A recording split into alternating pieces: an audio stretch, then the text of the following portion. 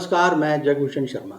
दर्शकों, हमने आपसे कहा था कि अगले एपिसोड में यानी इस एपिसोड में हम जिक्र करेंगे राम माधव जी द्वारा लिखे गए लेख का। ठीक है जी। राम माधव जी के बारे में आप जानते हैं कि ये जो आरएसएस है उसके नेशनल एग्जीक्यूटिव हैं।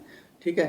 और इनका जिक्र आपने सतपाल मलिक जी के मुंह से भी बहुत बार सुना होगा कि वो जब वहाँ थे जम्मू कश्मीर के गवर्नर रहे हैं। ठीक है जी। तो उस वक्त के वो टॉपिक अलग है, हमारा टॉपिक उनके लेख से जुड़ा है कि इन्होंने एक लेख लिखा है द एंड ऑफ डिल्यूजन्स। ठीक है जी। भ्रांतियों का समापन कहें, समाप्ति कहें, खात्मा कहें।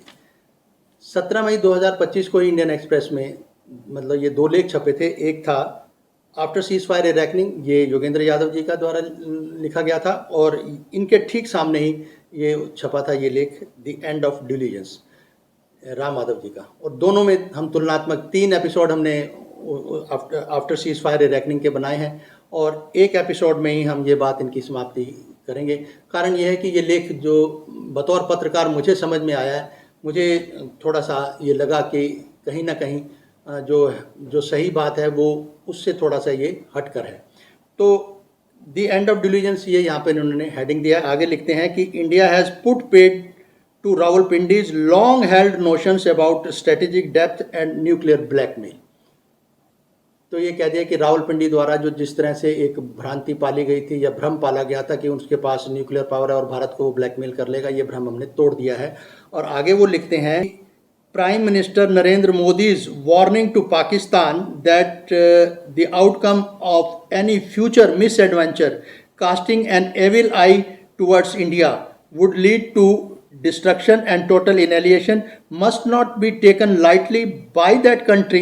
The power asymmetry between the two countries has been established in this conflict, with India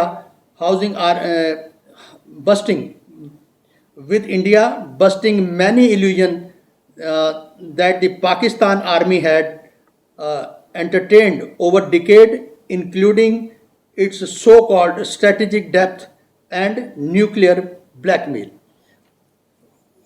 इनके पहले ही पैराग्राफ में बहुत कुछ क्लियर हो जाता है। वो कहते हैं कि प्रधानमंत्री ने ये कह दिया है कि पाकिस्तान आगे भविष्य में किसी तरह से इस जो दुस्साहस जो है सैन्य बल का दुस्साहस ना दिखाए और ना ही भारत पर किसी तरह की कुदृष्टि डाले, जिसके परिणाम घातक होंगे और हमें विनाश की और पूर्ण विनाश की तरफ धकेल देंगे, उधर ले जाएंगे। और जहाँ तक है कि दोनों देशों में एक शक्ति की असमानता है, वो इस जो कॉन्फ्लिक्ट जब हुआ है 1 हफ्ते से भी कम का, उसमें साबित हो गया है, वो स्थापित हो चुका है। ये कहना है राम माधव जी का। ठीक है जी। और साथ में वो ये भी कहते हैं कि जैसे उन्होंने कहा कि जो ब्लैकमेलिंग ये करता आ रहा था एक लगभग दशकों से कि मेरे पास परमाणु शक्ति है और मैं भारत को ब्लैकमेल कर लूँगा, वो भ्रम भी हमने इस कॉन्फ्लिक्ट के दौरान तोड़ दिया है। मोटा मोटी इन्होंने ये पहले पैराग्राफ में कहा है।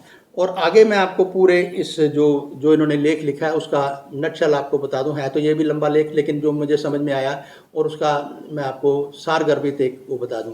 आगे ये एक जिक्र करते हैं कि जब तालिबान का ये हुआ, जब तालिबान ने टेक ओवर किया अफ़गानिस्तान को, क्योंकि अशरफ गानी वहाँ उस वक्त 2021 तक वो रहे वहाँ के राष्ट्रपति, और आप जानते हैं कि वो अर्थशास्त्री भी थे और पढ़े लिखे राजनीतिज्ञ थे। उनको अपदस्थ कर दिया गया तालिबानी। अब तालिबान की अगर ये बात करते हैं कि क्योंकि इन्होंने जिक्र किया है कि एक शैतूत डैम का निर्माण किया था, एक कोट किया है इन्होंने। शैतूत डैम जो है काबुल के क्षेत्र में आता है। तो वो असल में शैतूत डैम का 2012 में जब प्रधानमंत्री थे हमारे मनमोहन सिंह जी, स्वर्गीय मनमोहन सिंह जी जब प्रधानमंत्री थे, उनके समय में वो उसकी जो रूपरेखा तैयार की थी और उसका जो प्रारंभिक एक बजट था वो $1.86 मिलियन का दिया गया था। जब 2021 में ये एग्जीक्यूट किया गया पूरा, क्योंकि डिज़ाइन बनाया था होपफुली ईरान ने, और वहाँ के, और उसके बाद जो काम दिया गया, जो निर्माण शुरू हुआ था वो 2016 में होपफुली शुरू हुआ था इसका निर्माण। और भारत के इंजीनियर्स थे, उन्होंने जाके शैतूत डैम को बनाया। तो उसकी दुहाई दे रहे हैं इसके अंदर कि भाई पाकिस्तान को हमारी जो कूटनीति है, जो हमने उसके साथ जो किया, तालिबान का साथ दे दिया, अब वो तो अपदस्थ हो गए जो अशरफ गिलानी थे। उसके बाद इन्होंने सपोर्ट किया, यानी बीजेपी सरकार ने सपोर्ट किया तालिबानियों को। तालिबानियों को सपोर्ट तो कर दिया, ठीक है, उनको मान गए कि 2016 में आपको कॉन्ट्रैक्ट मिल गया, आपके इंजीनियर वहाँ पे जाके निर्माण भी कराए, सब कुछ करे। 2021 में उसका हो गया। एक डैम और भी था, सलमा डैम है, वो भी 2 डैम इनको बनाए। अब सवाल ये है कि इतना बड़ा विश्व है, उसमें भारत अपने आप में एक वजूद रखता है, और ये इस बात पे खुश होकर बड़ा लिख रहे हैं कि हमने 2 डैम का, हमारी जो कूटनीति और रणनीति है उससे पाकिस्तान को ये झटका लगा कि वो अपने पुराने दोस्त का किसी तरह से कोई लाभ नहीं उठा सका। ये इन्होंने उल्लेख किया है इसमें। और साथ में ये भी उल्लेख कर रहे हैं आगे कि भाई हमने जो हमारी कूटनीति है उससे पाकिस्तान को काफ़ी नुकसान हुआ या प्रभावित भी हुआ, यूँ कह सकते हो। अब सवाल ये है, एक जगह और लिखते हैं कि झूठ की बात मैं बता रहा हूँ, सभी जानते हैं, उस झूठ को आपने भी समझना है।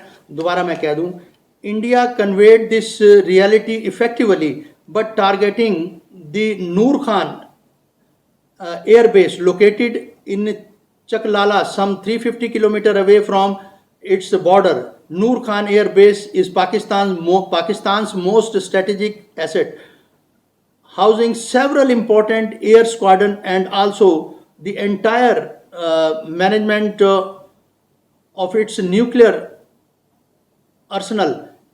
It is less than 15 miles away from Pakistan military headquarters and the Prime Minister's office.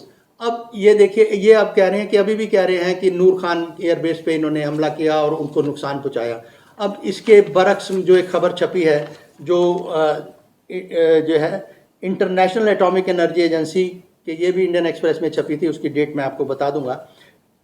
IAEA, no traditional leak और release from any nuclear facility in पाक, ये हेडलाइन छपा था। और यहाँ इतना ही नहीं, भारत के जो चीफ हैं, इन्होंने भी अपने एक प्रेस कॉन्फ्रेंस में ये कहा था कि जब इन्होंने एक जगह का नाम लिया तो उन्होंने भी इस बात का खंडन किया था। मैं उसकी भी झलक कोशिश करेंगे, आपको दिखाएंगे।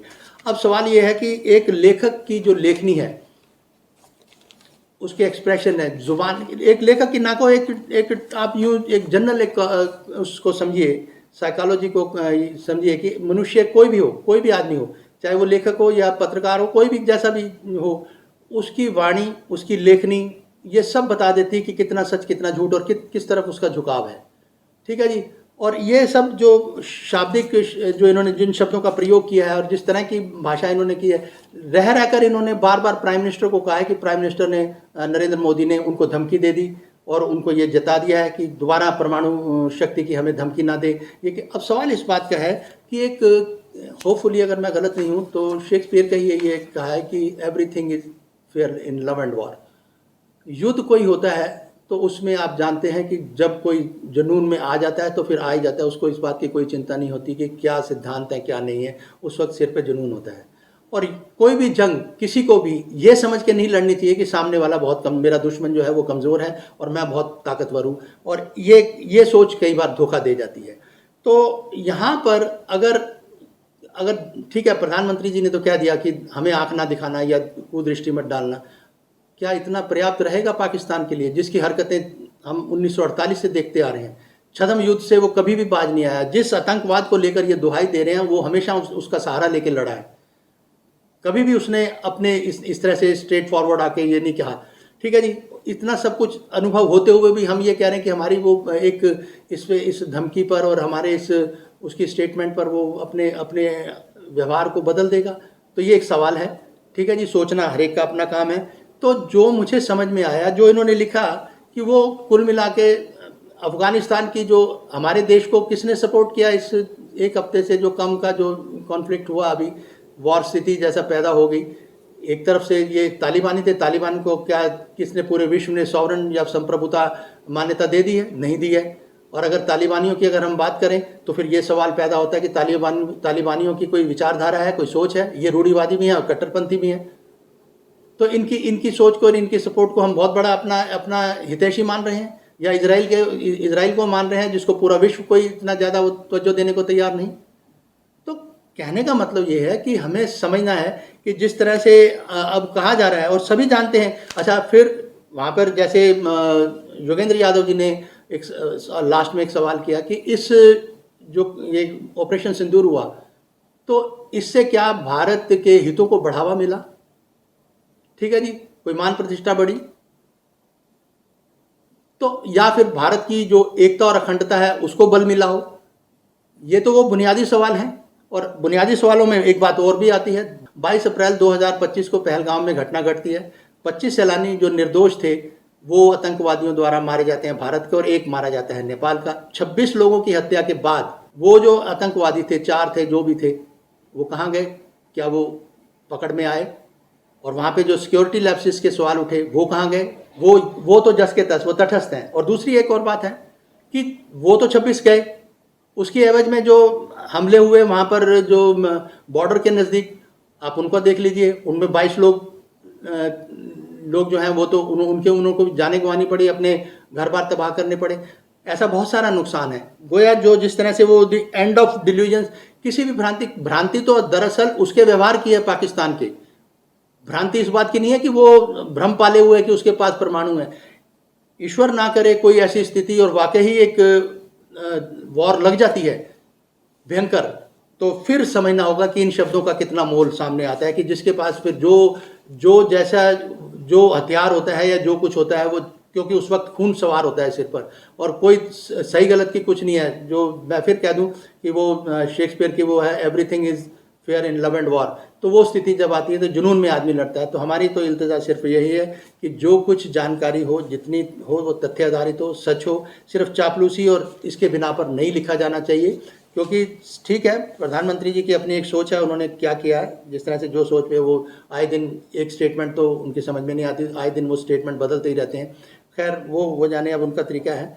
तो हम तो सिर्फ इतना ही कहेंगे कि जो कुछ छपता है, जब अखबार में छपता है तो वो फिर पढ़ने योग्य होता है, समझने योग्य होता है, तो उसको समझना चाहिए।